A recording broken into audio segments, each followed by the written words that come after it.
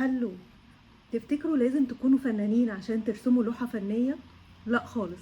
المرة دي ب3 خطوط بس هخليكوا ترسموا أجمل لوحة فنية واتحداكم، وما تقولوليش بقى ماليش في الفنون وما بعرفش ارسم، لان بسمع الكلمة دي كتير جدا، فقررت اخليكوا تلغوا الكلمة دي من قاموسكوا دلوقتي حالا. فيلا بينا نرسم مع بعض أجمل وأبسط لوحة فنية ونفصل شوية عن التوتر والقلق. هنجيب ورقة ونقسمها ل4 زي كده، أو نستخدم النوت بتاعتنا اللي اتفقنا عليها المرة اللي فاتت.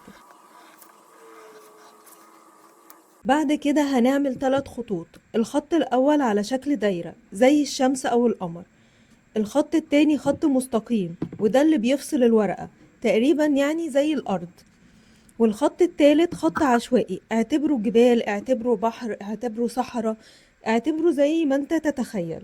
العبوا فيهم بقى زي ما انتوا عاوزين. عاوزاكم تبدعوا ب3 خطوط دول بأي ترتيب وأي مكان. في كل مرة ارسم بطريقة مختلفة وادي نفسك فرصة تبدع حسب ما تتخيل. ارسم وهنا بيبدأ السحر. ارسم الرسمة على ورقة أكبر أو حتى على نفس الورقة، مفيش مشكلة، وجرب ألوان مختلفة، الألوان الدافية أو الألوان الباردة أو الألوان الدافية والباردة مع بعض، أو حتى تجنن وجرب ألوان جديدة عشوائية ملهاش علاقة ببعض.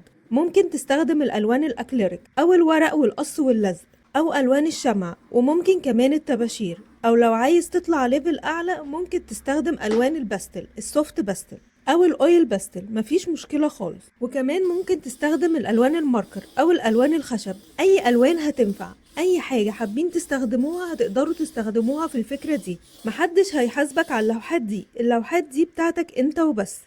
افصلوا عن الدنيا وهدي أعصابكوا شوية وانطلقوا في عالم بتاعكوا انتوا وبس، وتخيلوا نفسكوا جوه الصورة. تفتكروا ممكن تعملوا ايه جوه؟ ودلوقتي جه وقت نعرف أصل الفكرة جاية منين. الإلهام كله جه من فنانة عبقرية اسمها أيتل عدنان، فنانة لبنانية كانت بتعمل لوحات بمنتهى البساطة بس بجمال يخطف القلب قبل العين. كانت بتستخدم ألوان قوية وزاهية وبتكون بيهم مناظر طبيعية بتحس إنك عايز تعيش جواها. ودلوقتي جه دوركوا انتوا، ارسموا رسمتكوا وتخيلوا نفسكوا جواها، وافتحوا لنفسكوا باب خيال واسع ملوش حدود. يا ريت تجربوا الفكرة دي بجد وتقولولي رأيكم في الكومنتات، هستناها أكيد. وما تنسوش تعملوا لايك للفيديو لو عجبكم، وسبسكرايب لو عايزين تشوفوا أفكار كتير زي دي. وأشوفكم على خير في الفيديو الجاي.